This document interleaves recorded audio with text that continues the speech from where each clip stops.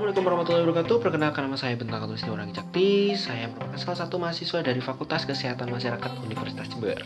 Nah, di sini saya akan membahas terkait malnutrition, atau lebih tepatnya adalah terkait obesitas dan juga stunting.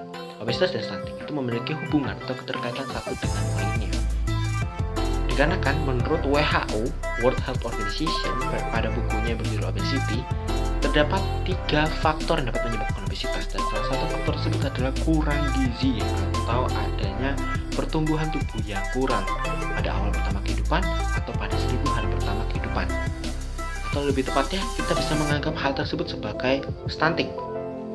Nah, WHO sendiri itu memiliki target-target untuk menurunkan angka prevalensi atau menurunkan tingkat prevalensi terhadap kedua masalah tersebut, yaitu obesitas dan juga stunting. Nah, untuk obesitas, WHO mentargetkan pada tahun 2025, khususnya pada anak usia di bawah 5 tahun, WHO mentargetkan untuk menurunkan atau menghentikan peningkatan prevalensi pada obesitas atau berat badan berlebih untuk anak di bawah usia 5 tahun. Sedangkan untuk individu dewasa, WHO mentargetkan pada tahun 2025 untuk menghentikan atau menurunkan angka prevalensi dari atau tingkat prevalensi dari obesitas atau berat badan berlebih untuk individu dewasa. Nah, sedangkan itu untuk stunting, WHO memiliki target pada tahun 2025 khususnya untuk anak di bawah usia 5 tahun untuk mengurangi sekitar 40%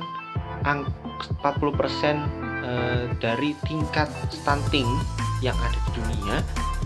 Serta WHO juga memiliki target khususnya di kurang gizi, masalah kesehatan seperti kurang gizi, untuk menurunkan tingkat prevalensi kurang gizi menjadi 5%, dari yang awalnya mungkin tinggi jadi 5% pada tahun 2025.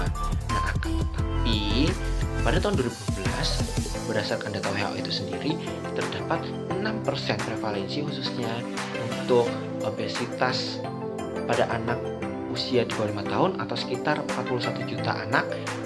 Dan juga pada tahun 2016 diperkirakan terdapat 44% prevalensi obesitas atau berat badan berlebih pada individu dewasa atau yang lebih dari 15 tahun, atau sekitar lebih dari 2 miliar manusia di dunia itu mengalami atau menderita obesitas pada tahun 2018. Nah, untuk prevalensi terkait stunting dan kurang gizi pada tahun 2012 menurut data WHO sendiri masih dapat dikatakan angka tersebut atau tingkat prevalensinya itu tinggi, karena kan prevalensi yang ada adalah tahun 2015 untuk stunting itu sendiri yaitu sebesar 23% atau sebanyak 155 juta orang yang menderita stunting, dan untuk kurang gizi itu sebesar 8% atau lebih tepatnya adalah sebanyak 52 juta anak, khususnya anak usia di bawah 5 tahun mengalami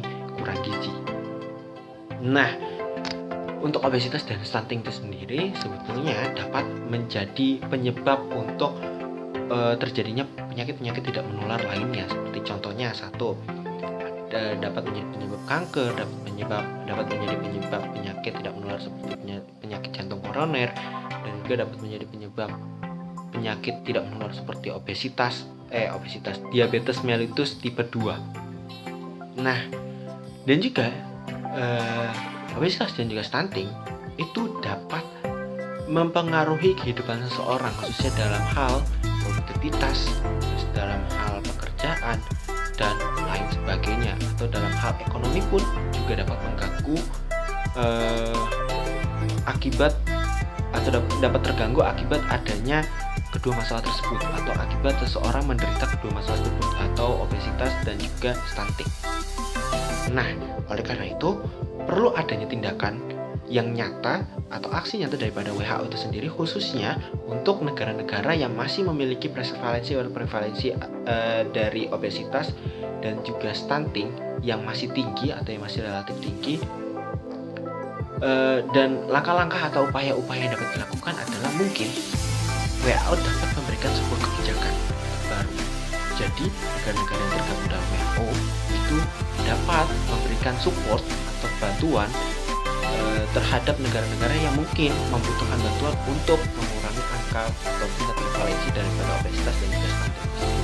khususnya untuk negara-negara yang masih tinggi dari tingkat prevalensi obesitas dan juga stunting itu sendiri. Nah, dan juga WHO juga sebetulnya dapat membuat sebuah ide yang dimana itu nanti dapat dikembangkan oleh negara-negara yang tergabung, yang dimana nantinya ide tersebut dapat menjadi sebuah program yang nantinya juga akan dibantu oleh WHO itu sendiri atau negara-negara yang tergabung lainnya, sehingga terwujudnya adanya kerjasama atau kolaborasi antara negara-negara yang mungkin tergabung dalam WHO itu sendiri, sehingga angka prevalensi dan juga target daripada WHO itu dapat tercapai atau terwujud pada tahun atau pada waktu yang sesuai atau waktu yang pas gitu, yaitu pada tahun 2025. Nah, mungkin itu yang dapat disampaikan oleh saya. Kurang lebihnya mohon maaf. Nun wal kolami wa misturun. Wassalamualaikum warahmatullahi wabarakatuh.